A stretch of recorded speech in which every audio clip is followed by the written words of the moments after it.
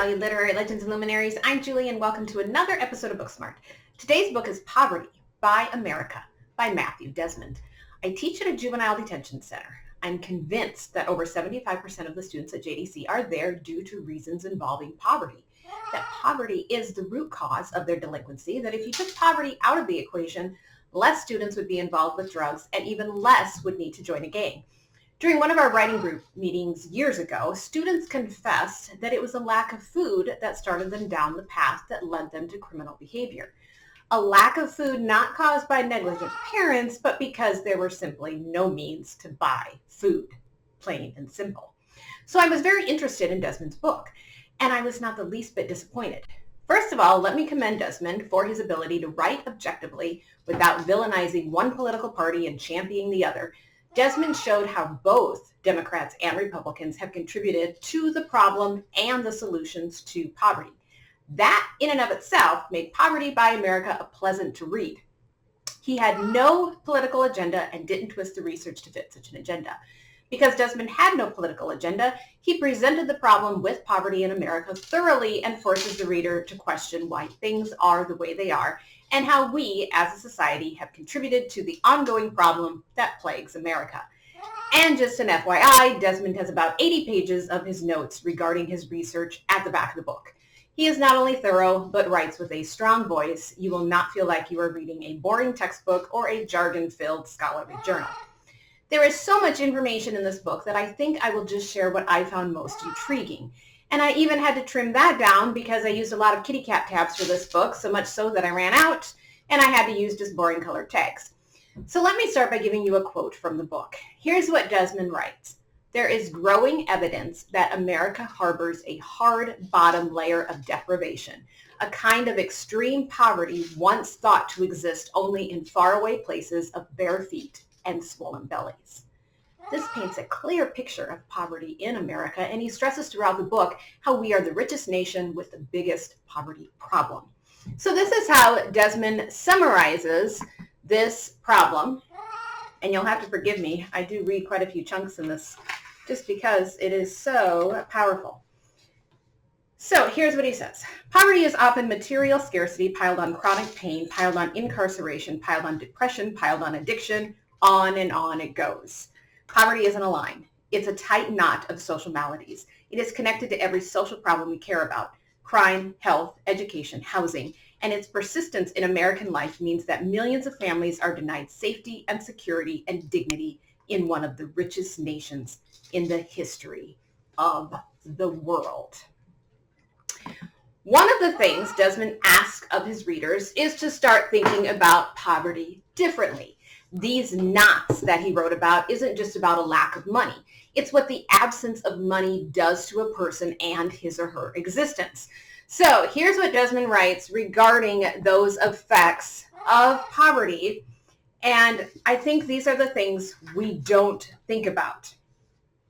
Poverty might consume your life, but it's rarely embraced as an identity. It's more socially acceptable today to disclose a mental illness than to tell someone you're broke. When politicians propose anti-poverty legislation, they say it will help the middle class. When social movement organizers mobilize for higher wages or housing injustice, they announce that they are fighting on behalf of working people or families or tenants or the many. When the poor takes to the streets, it's usually not under the banner of poverty. There is no flag for poor rights after all.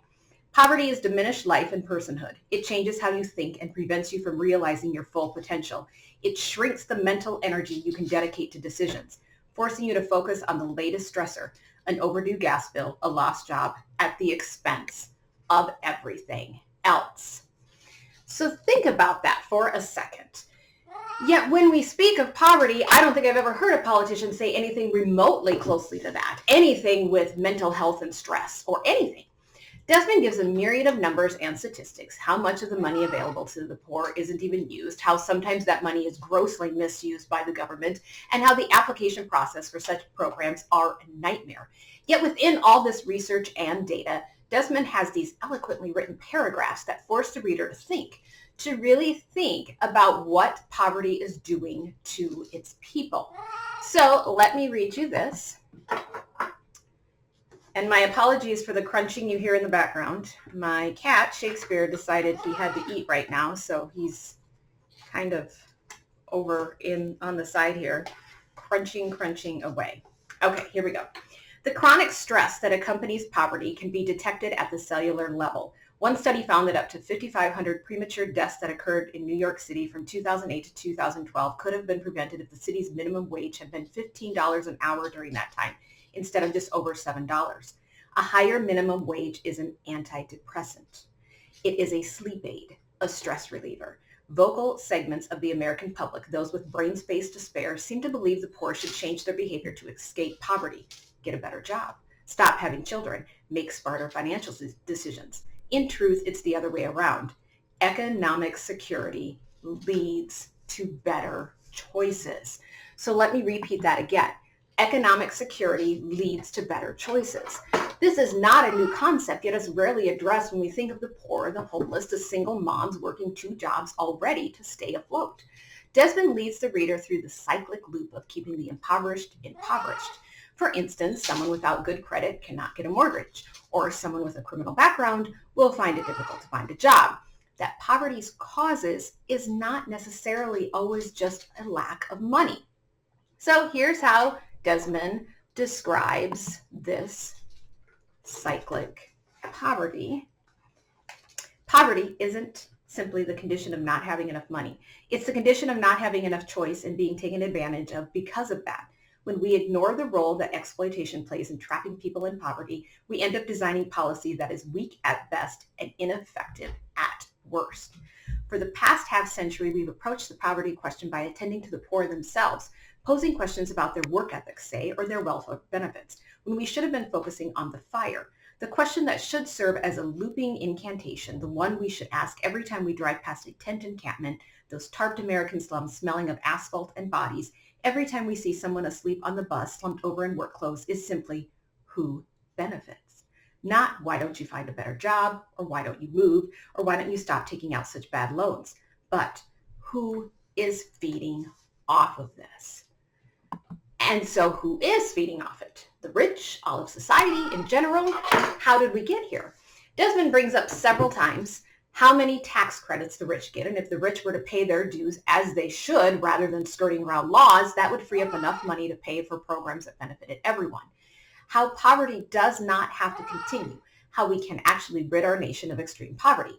So here's one of my favorite passages that Desmond wrote regarding our flippant attitude about working harder. And I think this is so relevant today in how we operate.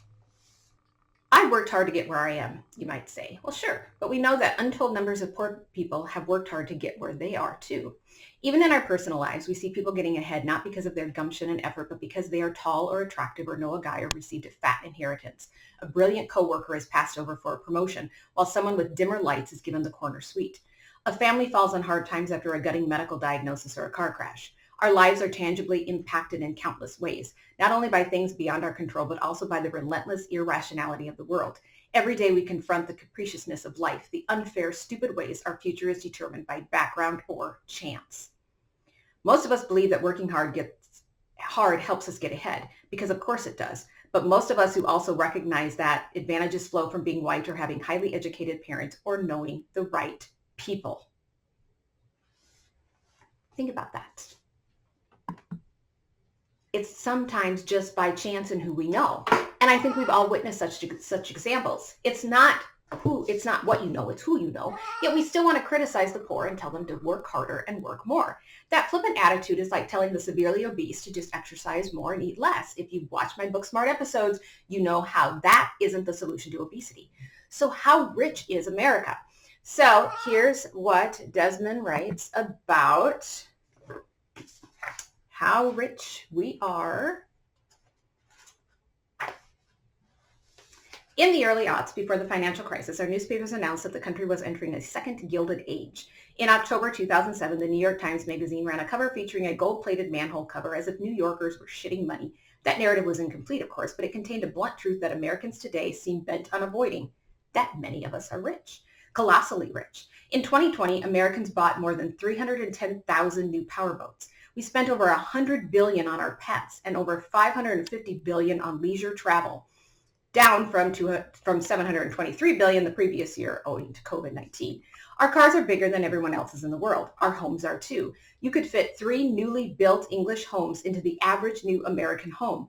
More than 1 in 8 American families own property besides their primary residence, including second homes and timeshares. We are much richer than citizens of other countries, including our wealthy ones, and we're much richer than our forebears. And yet the dominant mood among the American middle and upper class is one of fret and worry. I say quite often that I'm a poor school teacher, and it is infuriating when my pay doesn't go up from one year to the next, not even to equate for cost of living or higher health insurance premiums. But can I really complain when I don't have to think twice before buying a new dress or new shoes or ordering a pet stroller for Shakespeare, my cat? Of course I can't. Yet I can also put that in a different perspective when I compare myself to those much richer than I am. But that's what Desmond is getting at. Put it in perspective. Yet we like to complain, and it seems the more money you have, the more you complain about finances and economics and taxes and how you easily criticize others around you. Desmond says multiple times in the book that we need to stop spending so much money on the rich with all the tax deductions and whatnot. Desmond spends a chapter on housing, which I don't know how anyone can afford to buy a house nowadays, much less those making minimum wage. It's insane, yet no one is doing anything about it. He encourages consumers to do their research before buying. How do companies treat their workers? Is their workforce unionized? We have no problem boycotting companies that hurt the environment or don't align with our political views, yet we care little when it comes to the treatment of workers. Someone should make a website or something that lists such workplace factors. What Desmond has done in Poverty by America is show us that it is everyone's problem, that it hurts everyone when our poverty rates are so high that it contributes to crime, addiction, and a whole slew of other problems. As I read the book, I just kept thinking of Maya Angelou's Human Family poem, how we are more alike than we are unalike. Desmond brings the humanity into poverty and shows us how we all contribute to the problem and how we can all be part of the solution. Between the stress of poverty and its consequences, Desmond ends the book with plenty of food for thought. So here's a part about freedom. And it seems odd to say how are poverty and freedom related, but oh, they are. If I had to boil it down to a single concept, we might just say that without poverty, we'd be more free. A nation invested in ending poverty is a nation that is truly obsessively committed to freedom. Franklin Roosevelt was right. True individual freedom cannot exist without economic security and independence. Necessitous men are not free men, and a country besieged by poverty is not a free country. Compared to a freedom that is contingent on our bank accounts, rich people's freedom, a freedom that comes from shared responsibility, shared purpose and gain, and shared abundance and commitment strikes me as a different sort of human liberation altogether. Deeper, warmer, more lush. This kind of freedom makes you happy, and it makes you accountable, as Robin Wall Kimmler has put it. All flourishing is mutual. Why? Because poverty anywhere is a threat to prosperity everywhere. Such a relevant passage in our time right now when rights are being taken away and we're more concerned about posting the 10 Commandments in classrooms or wanting to hold librarians accountable for what juveniles read. We've got bigger problems to address. Desmond makes you think, and you know how much I love when books make me think. You must read Poverty by America by Matthew Desmond, especially in our time right now when the richest people in the world are running our country, when over half of the Senate are millionaires, when in the Midwest a 2-bedroom house with 1,200 square feet and no garage costs $200,000, when insurance rates continue to climb as well as our energy costs and cars cost more than the average home did in 1990. But our salaries and hourly wages have not risen in relation to the cost of living nowadays. The American dream is no longer attainable for most Americans.